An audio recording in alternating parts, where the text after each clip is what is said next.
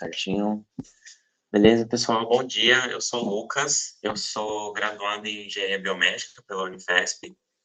Eu vim hoje apresentar um projeto que a gente está desenvolvendo no laboratório de órteses e próteses 3D da Unifesp, que seria da órtese de posicionamento cervical personalizada para um caso de distrofia muscular feita por manufatura digital.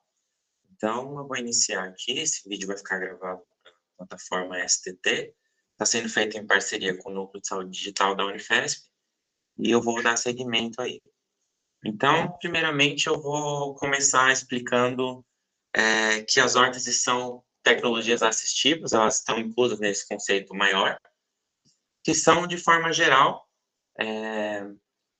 abordagens que visam promover a funcionalidade, a autonomia e participação da pessoa com deficiência ou mobilidade reduzida. Esse é uma declaração da Lei Geral de Inclusão à Pessoa com Deficiência, mas a Organização Mundial da Saúde também define as tecnologias assistivas de uma forma mais geral, como qualquer avanço tecnológico que seja voltado aí a uma melhoria à função humana, enfim, a essa questão aí da qualidade de vida da pessoa com deficiência.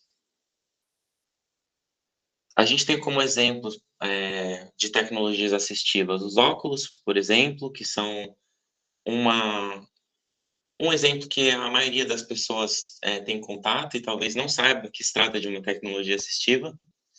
O Braille é um bom exemplo, porque ele separa um pouco dessa definição de tecnologia ser necessariamente um produto, pode ser também um sistema, uma abordagem diferente, como é o Braille. Também temos teclados adaptados para pessoas com deficiências cognitivas ou problemas motores. Por final, temos também as órteses e as próteses. Eu vou estar explicando aqui um pouquinho que as órteses, elas são basicamente uma estabilização mecânica. O princípio delas é a estabilização mecânica. Então, qualquer resultado clínico, qualquer tratamento, potencial terapêutico, parte desse princípio. Parte de que elas são prescritas para oferecer algum tipo de imobilização, algum tipo de suporte. Então, por exemplo, temos as órteses de tornozelo para imobilizar a articulação, podemos utilizar essa estabilização mecânica para manter a simetria do crânio de crianças, de bebês, por exemplo, ou para auxiliar aí no tratamento de uma lesão, de um trauma que a pessoa precise ficar imobilizada para que ele não se movimente, por exemplo. Também ainda pelo guia de prescrição de APMs, que são órteses, próteses, meios auxiliares de locomoção, a gente tem evidenciado aí essa importância clínica aí na recuperação e reabilitação dos pacientes. Quando a gente vai para a região cervical, a gente trata de, então, justamente, uma região que ela é descrita baseada ali nessa região aqui do pescoço, né, da coluna vertebral, e ela é uma região muito complicada, porque ali a gente tem o cruzamento, a intersecção de vários sistemas do corpo humano. Então, a gente trata aí do sistema nervoso, do sistema ósseo, sistema respiratório, vascular, até mesmo endócrino, né, que a gente tem a tireoide ali, por exemplo.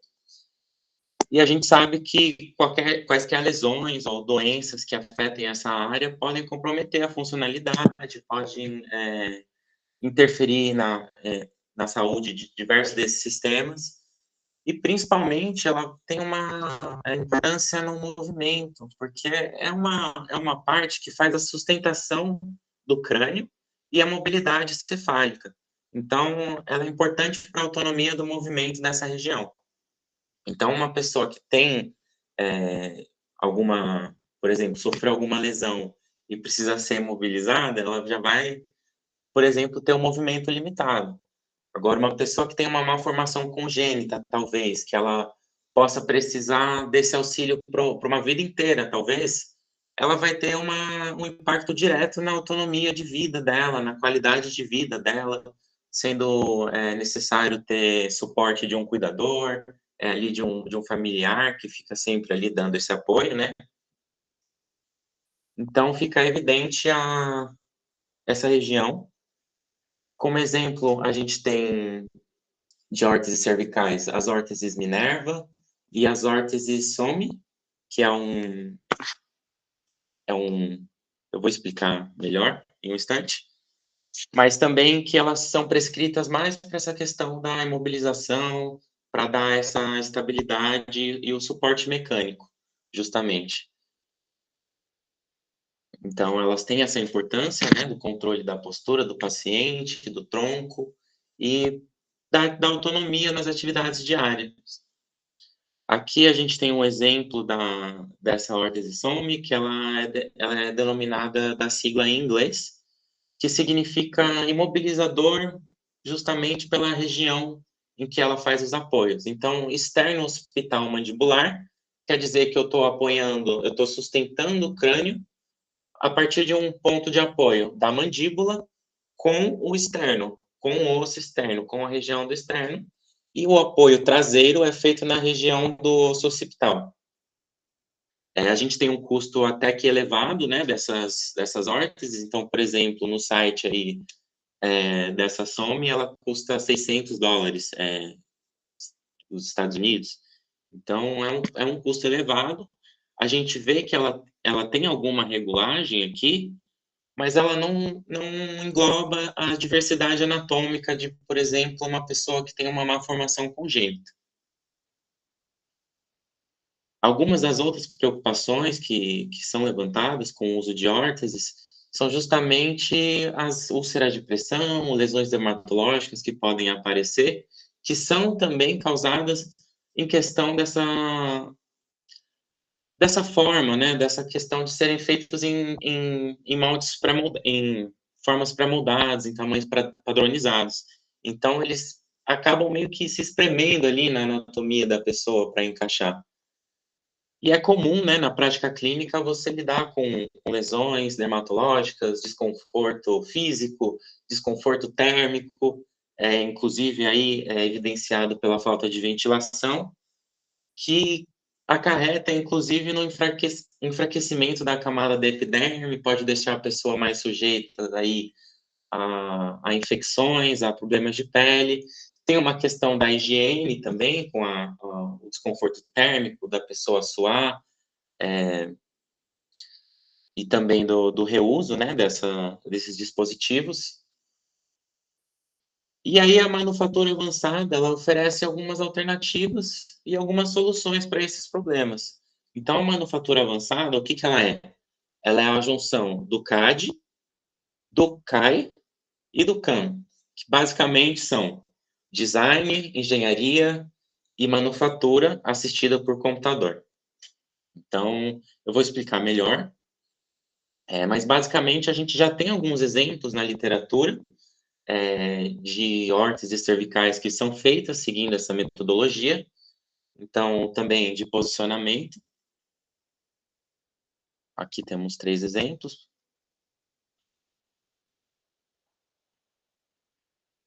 Aqui uma imagem que ilustra um pouco melhor esse fluxo de como que é idealizado esse processo.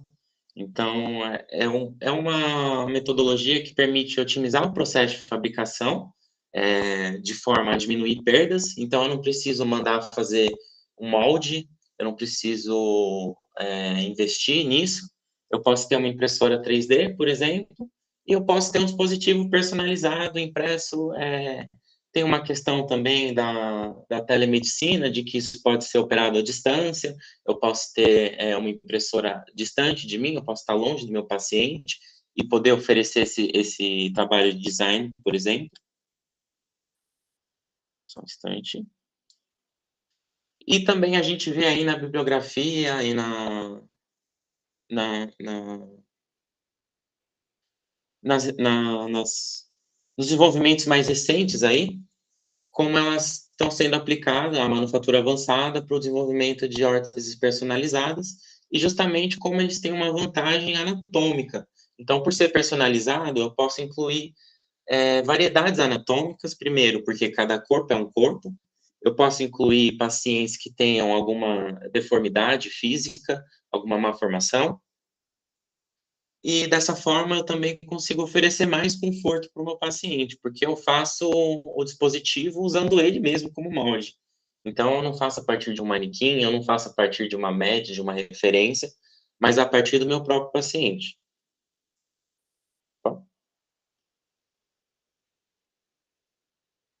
Então, a proposta que é seguida para esse projeto seria para um paciente com distrofia muscular. Ele tem uma deficiência de merosina, então ele não consegue fazer a sustentação cefálica por conta própria.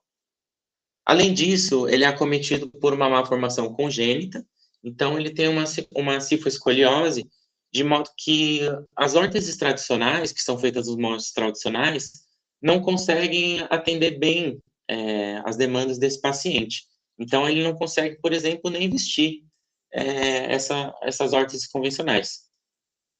Então, a proposta do projeto seria desenvolver uma órtese de posicionamento, elaborar um protocolo a partir dessa experiência, de modo a replicá-lo para o paciente. Então, foi feito um projeto de iniciação científica para validar esse processo, esse fluxo, e depois atender esse paciente. Então, os critérios seriam integridade mecânica. Então, a gente quer que a nossa órtese seja íntegra, que ela ofereça o suporte mecânico físico necessário, sem se romper, sem fraturar. O desempenho biomecânico seria justamente você, perdão,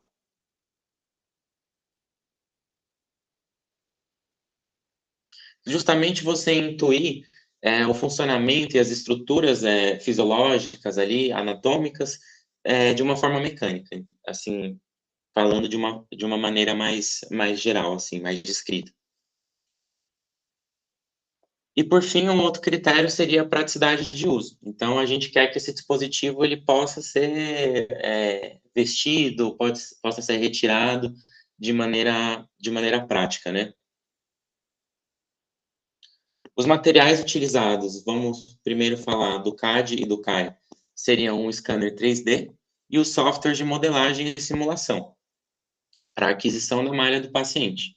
Existem outras metodologias que partem, por exemplo, de imagens médicas como ressonância ou tomografia, mas a gente utilizou esse que estava disponível do laboratório, não precisaria da imagem médica, e principalmente porque a gente consegue partir da posição funcional.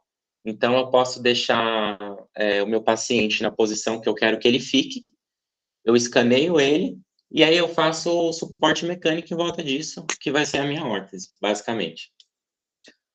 Para a parte da manufatura, utiliza-se uma impressora 3D e os softwares de fatiamento e impressão, porque essa metodologia de impressora 3D chama de deposição de filamento fundido.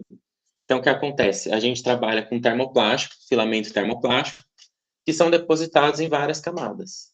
Então, o fatiador, eu pego a malha, ou a figura 3D, que eu gerei ali no software, e esse fatiador, ele vai transformar isso na linguagem da máquina para, enfim, deixar do jeito que ela consegue produzir ali na resolução dela, digamos assim. Uma outra proposta foi a comparação de materiais. Então, em relação aos filamentos, foram utilizados 3 diferentes, que são o poliácido lático, o PLA, o PETG e o TPU. Vou abreviar aqui já, esses nomes aí enormes, que têm propriedades físicas distintas. Então, vamos lá. O fluxo de trabalho é o seguinte: faça o escaneamento do paciente, trata-se a malha para dar uma suavizada, porque nesse processo de escaneamento podem surgir alguns artefatos. É feito uma fabricação de um biomodelo em escala reduzida para prototipagem. Então, aqui como que é o processo?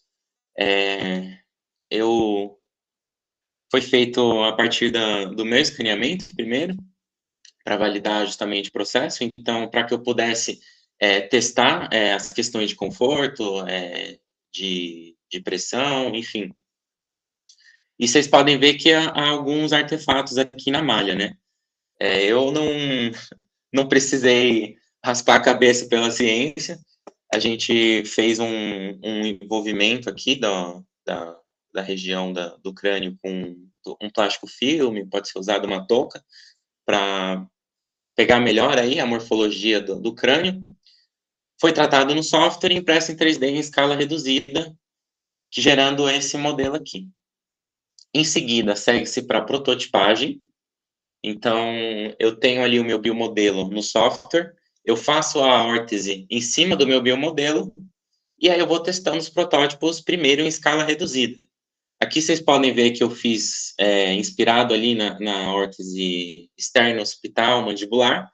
Então, tirando ali os pontos de apoio da mandíbula, do externo, da região aqui do osso occipital. Inclusive, assim, seguindo como eles fizeram, assim, com hastes, né? O apoio a partir de hastes. Então, esse é um primeiro protótipo preliminar para testar o encaixe, para ver, assim, como que fica. E aí, seguindo para outras iterações de design até dar certo. Essa metodologia chama-se Design Science Research. Eu não vou entrar muito no mérito aqui também, mas basicamente é uma forma de fazer ciência para dispositivos de modo que não seja um resultado verdadeiro ou falso. Eu tenho aqui um rigor científico, eu parti ali da bibliografia, da questão do rigor técnico, até da biomecânica para produzir esse dispositivo, e aí vão se fazendo vários ciclos de prototipagem até atingir um resultado satisfatório. Aqui temos mais alguns exemplos, né, dos protótipos posteriores. Então, o primeiro é em material PETG, ele é um pouco mais maleável, e o PLA, que é um pouco mais rígido. Então, primeiramente, já nesse segundo protótipo aí, em que foi unido as partes de apoio para tentar tornar esse apoio vestível, já houve ali uma falha mecânica. Então, tanto essa questão da falha mecânica quanto do material são importantes, porque a fratura do PLA, ela normalmente ela segue padrões de estaca, que podem, por exemplo, aí num cenário real, trazer algum ferimento aí para o paciente, num caso de ruptura, por exemplo. Em seguida, a gente segue para os protótipos em escala real. Então, a partir daqueles protótipos menores, foram feitos em escala real, de modo a tornar vestível. Foi bipartido, foi feita uma bipartição sagital aí nessa órtese, com uma união aí por alças. E esse primeiro protótipo, ele já teve alguns problemas aí de conforto, de vestimenta, então, tanto das hastes se deslocarem, tanto desse apoio aqui ficar desconfortável, se fazer uma pressão muito localizada, que seguiu-se para o segundo protótipo em escala real, a partir de uma junção de geometria complementar. Foi feito mais como uma prova de conceito aí, mas acabou sendo satisfatória, acabou sendo suficiente. Foi adicionado também um reforço aqui, mecânico, nas hastes, nessa junção das hastes, e por fim só uma aba aqui na frente para por fim juntar ali a órtese na frente, na região frontal. Aí nisso foi validado esse fluxo, foi registrado todas as etapas, foi desenvolvido esse fluxograma para descrever o processo, então ele é bem objetivo, com todas as etapas que eu descrevi até agora, e por fim, seguindo agora para o caso real, do nosso paciente, com aquele caso clínico que eu descrevi anteriormente. Então, aqui já temos adiantado o escaneamento dele na posição funcional. Essa é a posição que ele utiliza aí para, por exemplo, mexer no computador. Então, ele foi escaneado nessa posição. Ele é um paciente que ele não se adequou com as órteses tradicionais, ele fez o acompanhamento pelo SUS e não teve um desempenho satisfatório. Aqui, como que é o tratamento da malha, né? Então, no biomodelo, eu tirei as partes que não são de interesse. Então, por exemplo, ali o braço é a parte mais inferior, por exemplo. E aí foi feito o mesmo protocolo. Então, foi feito um biomodelo, foi feito o design da órtese, semelhantemente a partindo da bipartição. Alguns ajustes mais específicos aqui tiveram que ser feitos, porque em virtude aí dessa cifose que ele tem, há uma simetria sagital. Então, não é semelhante. Aqui até a distribuição de peso é diferente. Então, isso foi incorporado no design, né? De modo a tornar melhor vestível. Então, aqui vocês podem ver os contornos arredondados, que seguem melhor, assim, a anatomia. Aqui, por exemplo, o design também foi feito de forma assimétrica. Há uma massa menor aqui, por exemplo, a massa insular menor. E aí, a partir desse biomodelo, é feito em escala real e parte-se para o teste com o paciente. Então, foi impresso em tamanho real a órtese e foram feitos os testes com o paciente. Há uma validação, é claro, feita com o auxílio de um profissional fisioterapeuta. Na validação do primeiro fluxo, foi feito todo esse acompanhamento com o profissional fisioterapeuta, então, de modo a aferir a amplitude dos movimentos, a biomecânica, até porque foge um pouco da minha zona de expertise, mas houve um resultado satisfatório. Então, esse é um dos protótipos. Houve uma adaptação morfológica satisfatória aí do paciente, a sustentação também foi satisfatória, mas aí o projeto ele deve seguir para mais iterações, então, de modo a aperfeiçoar aí o design. Como eu já tive a experiência ali de propor o fluxo de trabalho, eu já consegui fazer um design preliminar mais certeiro, mais assertivo. Então, logo no primeiro protótipo aí já houve um resultado bem satisfatório, bem positivo, no que diz respeito aí ao suporte, justamente ao encaixe aí da órtese.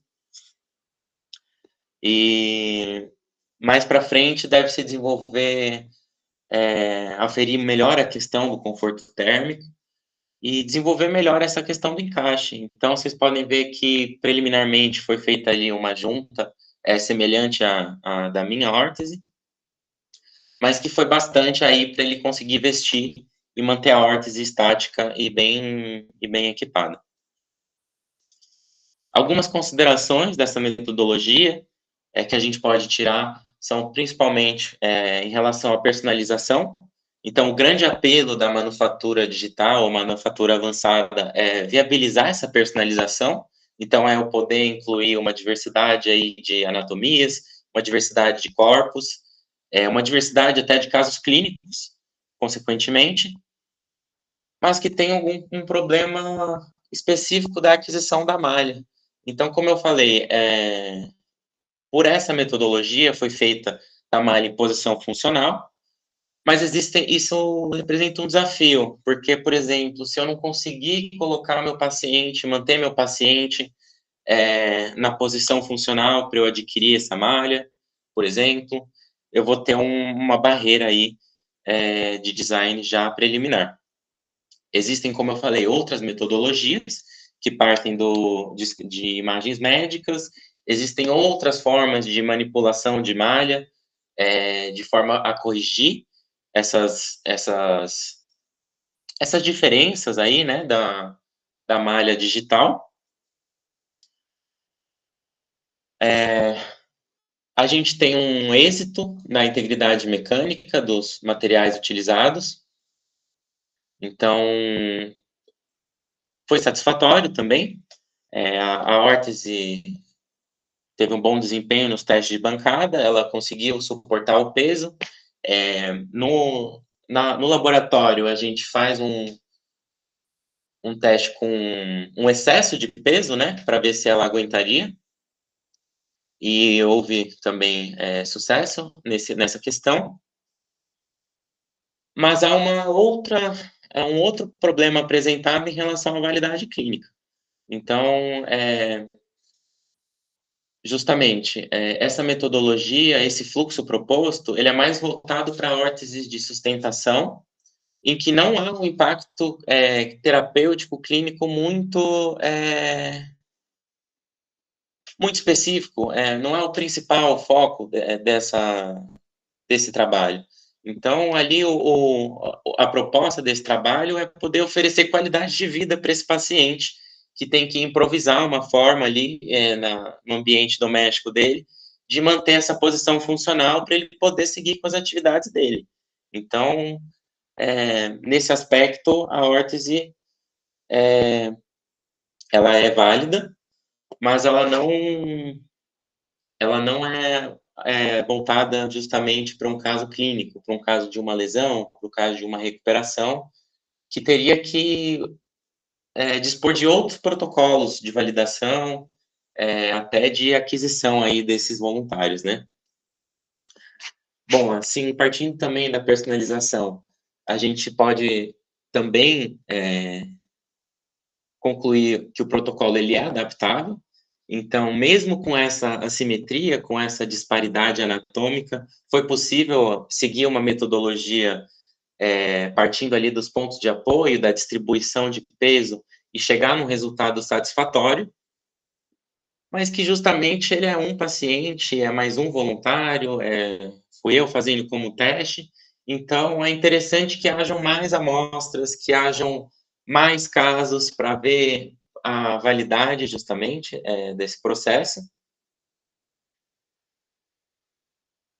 E mais pesquisas, mais estudos devem ser feitos para complementar essa linha de pesquisa, que é ascendente também no mundo, no nosso país, aí com a transformação digital sendo também implementada no SUS, a telemedicina, que está muito em alta. Esse é um ponto muito positivo desse tipo de trabalho.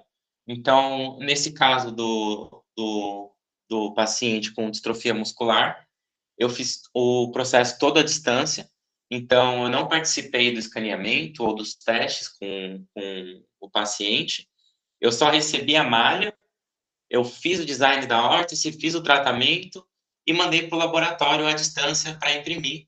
E ali eles testaram, validaram,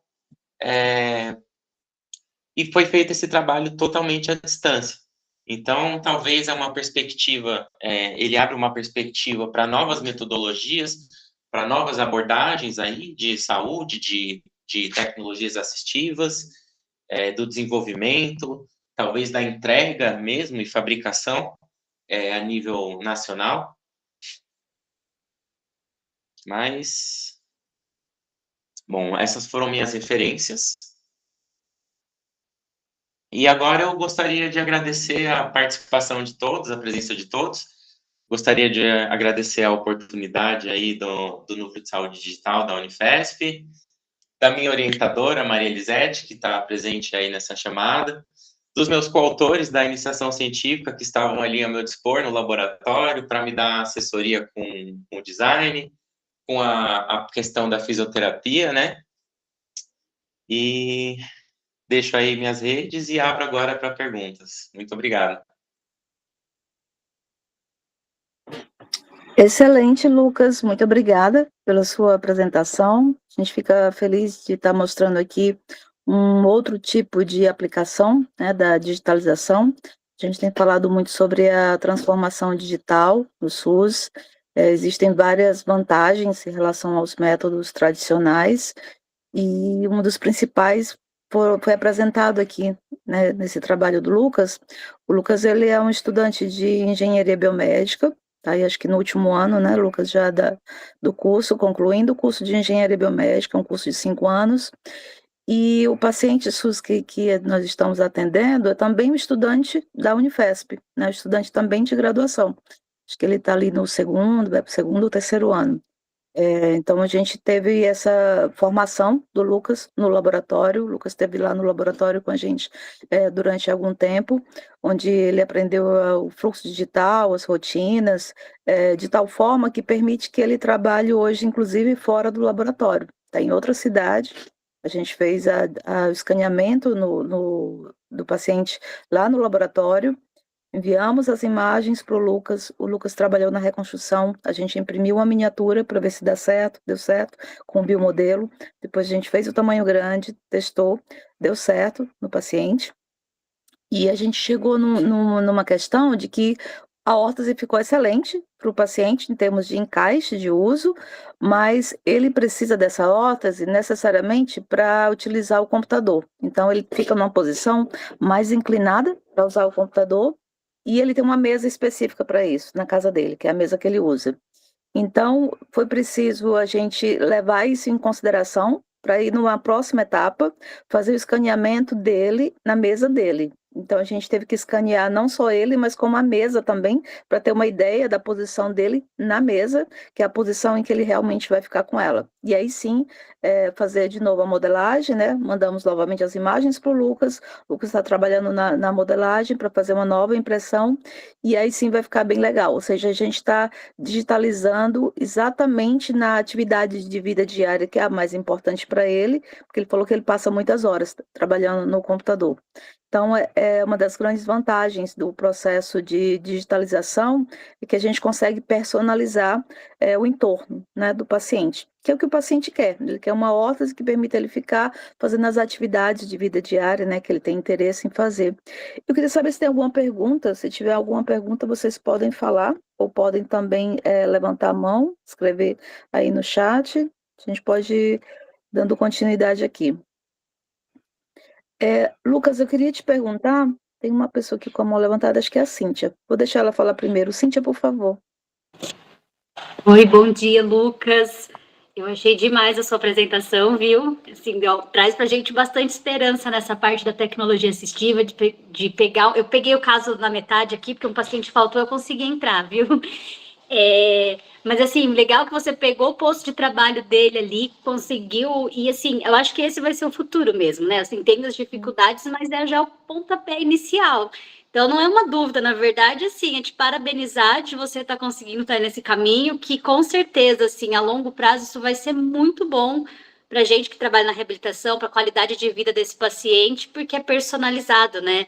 E é um material que a manufatura vai ajudar muito isso, na questão da viabilidade, do preço, do acesso. Eu tenho muita esperança que isso vai para um caminho muito bacana por aí. Parabéns, Lucas. Até mesmo a viabilidade, né, de ter o dispositivo, né, Cíntia? Porque esse dispositivo, não existe um dispositivo comercial que possa atender o paciente na situação que ele precisa. Assim, não existe um dispositivo comercial, não vai ter uma empresa que vai se dedicar a fazer isso, porque a saída vai ser relativamente baixa, ou seja, tem poucas pessoas que precisam de algo tão personalizado, mas se a gente for considerar o Brasil todo, é uma população grande de pessoas que praticamente está desassistida, porque não vai ter um dispositivo adequado. E como ele fez a distância, né, Elisete? Isso é a gente tem os termos, né, que a gente usa aqui nas telas, que é a telereabilitação, teleatendimento, reabilitação e teleacompanhamento. Eu até falei para o Lucas, eu não sei nem como é que chama essa tele, porque você fez a distância. Eu acho que talvez a gente tenha que criar um termo aí para essa tele, porque é uma parte da produção que ele fez, né, da teleprodução.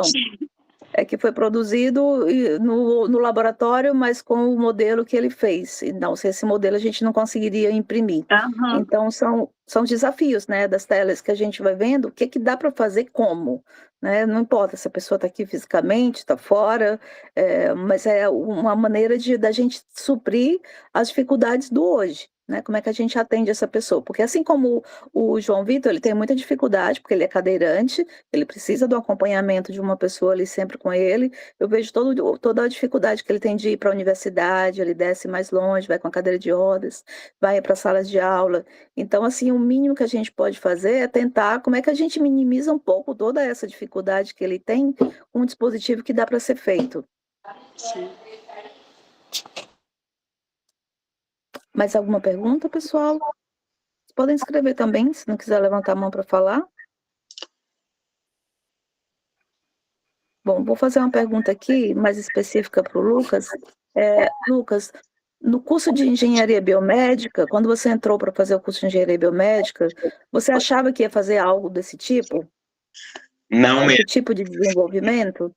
Eu acho que, assim, a gente entra muito aficionado pelo hardware, pelo menos eu particularmente. A galera da engenharia entra muito, assim, com aquela visão de tecnologia. Então, eu já tinha uma visão, assim, daquela coisa mais robótica, de fazer mão robótica, de fazer uma coisa mais tecnológica, mas aí no meio do caminho eu fui vendo que, assim, às vezes a gente só precisa de um básico bem feito, às vezes, assim, a solução é diferente, né? A gente foi aprendendo como é individual esse cuidado, né? O simples, né? Mais simples que funciona, porque a engenharia biomédica tem muito essa visão da automação, né, de uma coisa automatizada, robótica, mas a gente está muito atrás ainda na parte da mecânica, né, os dispositivos mecânicos, como esse de sustentação, né, a gente ainda está muito atrás em relação a isso. E aí eu aproveitar e perguntar também para a Cíntia. Cíntia, dentro do contexto aí da terapia ocupacional, da fisioterapia, você já tinha imaginado que algum dia ia ter uma solução assim?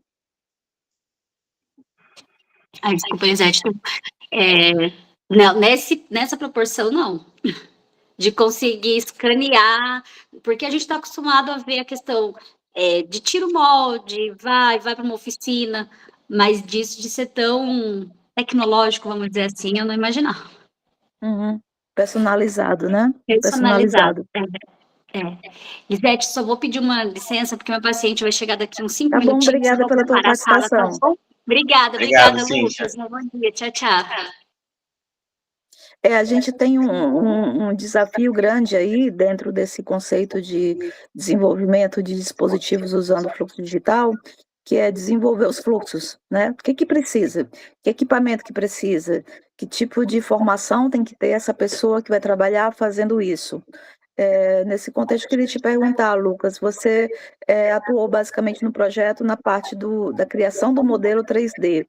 Como é que foi para você esse processo de aprender a fazer a modelagem 3D? Porque eu sei que isso não é algo que você aprendeu na universidade, na formação universitária. Para mim, eu acho que foi bem desenvolvido, assim, no sentido de eu ter um objetivo em mente. Então, assim, eu não virei um expert no Blender da noite pro dia, entendeu? Tem muitas O Blender é o programa, né, que você usa. softwares que eu desconheço. Mas, assim, eu fui aprendendo o que eu precisava para fazer o que eu preciso fazer, entendeu? E, assim, Uhum. para mim foi satisfatório eu conseguir ir aprendendo e adquirindo novas ferramentas que me permitissem dar uma saída aí criativa para essa produção, porque a modelagem, ela tem uma coisa, assim, também meio individual, assim, de visão criativa, eu acho. E ela Mas para requer mim uma dedicação de algumas horas ali para poder se ter uma expertise mínima para conseguir fazer uma peça, com não é? certeza, com certeza. Foi muito também de ir me adaptando ali, vendo até como eu conseguiria trabalhar melhor, assim, é bem individual também essa questão. Até, por exemplo,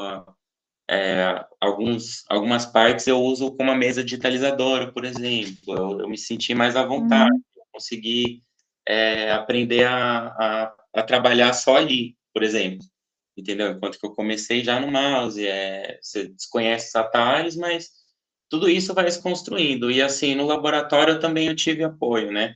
Eu tive apoio ali do Eduardo, que é designer, me ajudou bastante com os atalhos, com a disposição geral do Blender, mas como são ferramentas de livre acesso, tem muita coisa na internet, tem muito conteúdo gratuito, tem muito tutorial, tem bastante coisa, né? Então foi tranquilo. Uhum. E significa, então, que quem quer entrar nesse mundo aí de modelagem 3D, com foco de dispositivos para a área da saúde, tem muita coisa que dá para fazer por conta própria, né? Usando os tutoriais, os softwares, eles são livres, uma questão de focar mesmo para ter um direcionamento para isso. Eu acho que eu vou te agradecer, então, Lucas, aí pela tua disponibilidade. Esse é um dos objetivos do nosso projeto do Núcleo de Saúde Digital, que é desenvolver ferramentas para fazer o atendimento pelo Sistema Único de Saúde, mas também temos uma dedicação no desenvolvimento de material para educação, como, por exemplo, a teleeducação, né, o teledesenvolvimento por meio de cursos e tudo mais. Pedir para o pessoal ficar de olho aí no Instagram do Núcleo de Saúde Digital, porque vai ter início agora essa semana as inscrições para um curso bem nessa área de órteses e próteses 3D. É um curso autoinstrucional e é a primeira vez que a gente está fazendo um curso pelo Moodle, pela Unifesp, que vai ser aberto para todo o Brasil, tá? Então, logo vai estar disponível aí as inscrições. Obrigada, pessoal. Agradecer a vocês a participação de todos e mais uma vez, muito obrigada, Lucas. Valeu, gente. Bom dia para vocês. O Alexander levantou a mão ou foi um erro aí? Tem alguma pergunta? Alexander. Oi, Alexander, se você quiser fazer uma pergunta.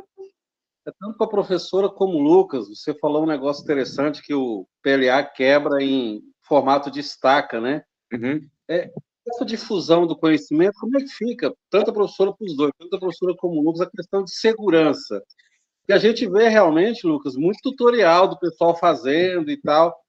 Quem que valida a questão da segurança? Eu sei que no laboratório vocês testam isso, então já sai uma ideia já segura.